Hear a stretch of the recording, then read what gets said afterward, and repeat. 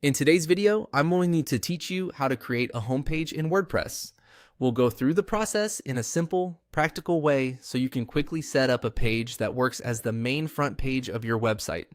If you're new to WordPress, don't worry. This is a beginner-friendly walkthrough, and the process is very straightforward once you know where to click. To get started, open WordPress and go to your dashboard. This is the main control area where you manage your site's content, design, and settings. Once you're inside the dashboard, look over to the left-hand menu and click on Pages.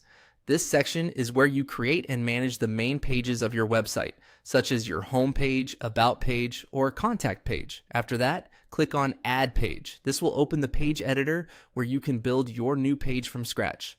WordPress gives you a clean editing space, and this is where you'll create the content visitors see when they land on your site. Next, give the page a title, such as Home. Using a clear title helps keep your site organized, especially as you add more pages later. Even if the title doesn't always appear prominently on the final design, naming it properly makes it much easier to manage from the dashboard. Now it's time to add your content.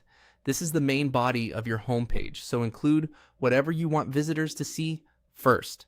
For example, you might add a welcome message, an introduction to your business or brand, featured services, key information, or calls to action. Keep your content clear and easy to scan. A strong homepage usually gives visitors a quick understanding of who you are and what your site offers. If you're using blocks in the WordPress editor, you can insert text, images, headings, buttons, and other elements to shape the page the way you want.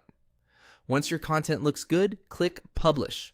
This makes the page live on your site, so it's saved and available to use. Before publishing, it's always a good idea to quickly review your text for any spelling mistakes or formatting issues, just to make sure everything looks polished. And that's it. You've successfully created a homepage in WordPress. From here, you can continue refining the page design and content as needed. Thanks for watching, and I'll see you in the next video.